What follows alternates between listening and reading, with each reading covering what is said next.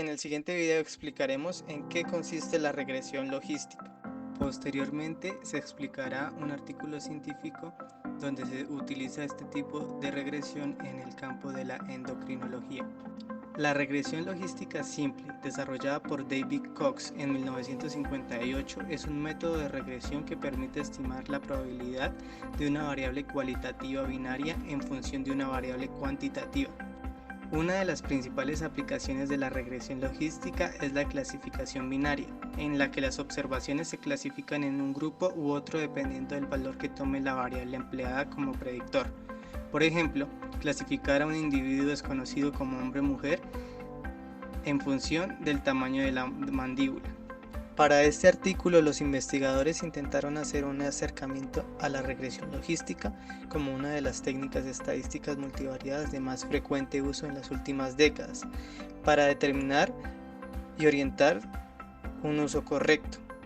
Adicionalmente, lograron concluir que la regresión logística resulta de gran utilidad para su aplicación en cualquier campo de investigación médica cuando necesitamos precisar el efecto de un grupo de variables consideradas potencialmente influyentes sobre la ocurrencia de un determinado proceso. Entre los aspectos teóricos fundamentales relativos a la regresión logística, el objetivo de la técnica estadística es expresar la probabilidad de que ocurra un hecho como función de ciertas variables. Supongamos que son K, que se consideran potencialmente influyentes. La regresión logística, al igual que otras técnicas estadísticas multivariadas, da la posibilidad de evaluar la influencia de cada una de las variables independientes sobre la variable de respuesta y controlar el efecto del resto. Tendremos, por tanto, una variable dependiente, llamémosla Y, que puede ser dicotómica o politómica. En este trabajo nos referiremos solamente al primer caso y una o más variables independientes, llamadas X.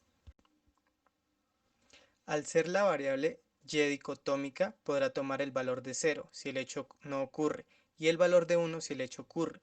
Al asignar los valores de esta manera o a la inversa es intrascendente, pero es muy importante tener en cuenta la forma en que se ha hecho llegado el momento de interpretar los resultados. Las variables independientes, también llamadas explicativas, pueden ser de cualquier naturaleza, cualitativas o cuantitativas. La probabilidad de que Y sea igual a 1 se denotará por P. La forma analítica en que la probabilidad objeto de interés se vincula con las variables explicativas es la que aparece en pantalla. Esta expresión es la que se conoce como función logística, donde el exponente o exp denota la función exponencial y alfa 1, beta 1, beta 2 hasta beta sub k son los parámetros del modelo. Al producir la función exponencial, valores mayores que 0 para cualquier argumento, p tomará solo valores entre 0 y 1. Si beta es positiva, es decir, mayor que 0, entonces la función es creciente y decreciente en el caso contrario. Un coeficiente positivo indica que p crece cuando lo hace la variable. Para una mejor interpretación de los coeficientes beta sub 1, es necesario referirnos al concepto de riesgo relativo. El riesgo relativo de un suceso se define como la razón entre la probabilidad de que dicho suceso ocurra, p, y la probabilidad de que no ocurra, 1 menos p. El exponencial de beta sub 1 se corresponde con el riesgo relativo, o sea, es una medida de influencia de la variable x sub i sobre el riesgo de que ocurra ese hecho, y suponiendo que el resto de las variables del modelo permanezcan constantes. Un intervalo de confianza para la exponencial beta que contenga el 1 indica que la variable no tiene influencia significativa en la ocurrencia del suceso, y por el contrario, valores más alejados a este indican una mayor influencia de la variable. En cuanto a las variables categóricas, son aquellas variables explicativas de índole nominal de más de dos categorías. Para incluirlas en el modelo hay que darles un tratamiento especial. Si estamos en presencia de una variable nominal con C categorías, debemos incluirla en el modelo de regresión logística como variable categórica, de manera que a partir de ella se crean C-1 variables dicotómicas llamadas dummy o ficticias. Al crear las variables dummy se debe precisar con cuál de las variables categóricas de la variable original interesa comparar el resto y de esa manera la llamada categoría de referencia. En general, el exponencial del coeficiente correspondiente a una de las variables Dummy estima la magnitud en que varía el riesgo de que ocurra el suceso. Compara esa categoría con la de referencia. En el caso de las variables ordinales se puede asumir que la escala funciona aproximadamente a nivel cuantitativo. Desde luego, tal maniobra presume que se considere que la distancia entre categorías contiguas es la misma.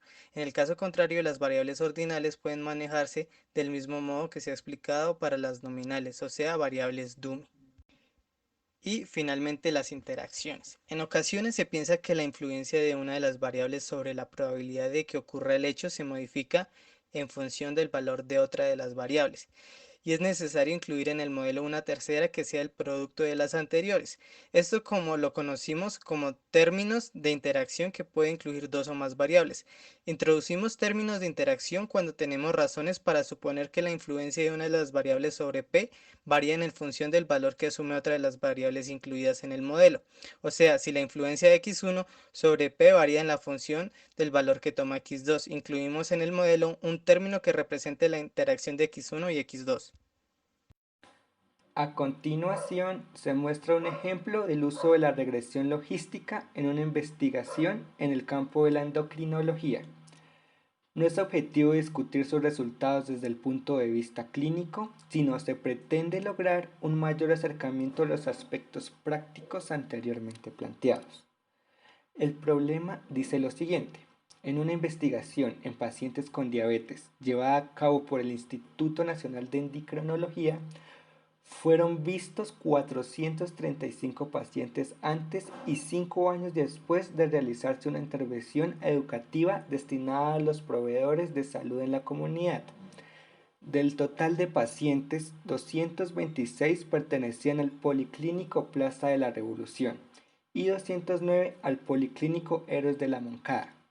El primero funcionó como área experimental y el segundo como control. Al término de los 5 años, se evaluó si el programa aplicado se traducía en cambios de algunos parámetros, como lo son el control metabólico, conocimiento de los pacientes, aparición de complicaciones, conducta ante la enfermedad, entre otros, que están a favor del área experimental. Como resultado de este estudio, se obtuvo que la aparición de complicaciones agudas, especialmente la hipoglucemia, no tuvo un comportamiento esperado. No se observó una evolución favorable de la misma en el área experimental. Este resultado indujo a realizar un análisis multivariado, en el cual no solo se consideraba como predictoria de esta complicación en el área de la salud que pertenece, sino otras variables relacionadas con su aparición. La variable dependiente dicotómica fue ausencia 0 o presencia 1 de hipoglucemia. Se realizó un análisis de regresión logística.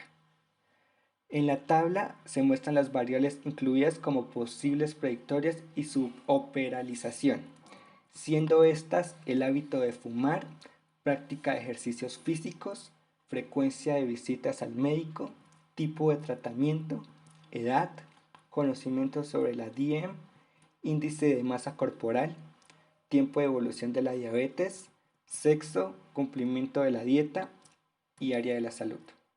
La realización de ejercicios físicos y cumplimiento de la dieta se introdujeron como términos de interacción, al considerarse que la influencia de cada uno de ellos sobre la aparición de esta complicación puede estar en dependencia de la influencia de la otra. La edad, índice de masa corporal y el tipo de tratamientos se incluyeron como variables categóricas y la primera categoría como de referencia.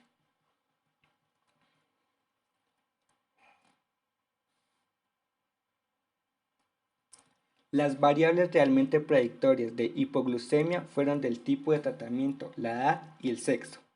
En la tabla se muestran los resultados de la regresión logística.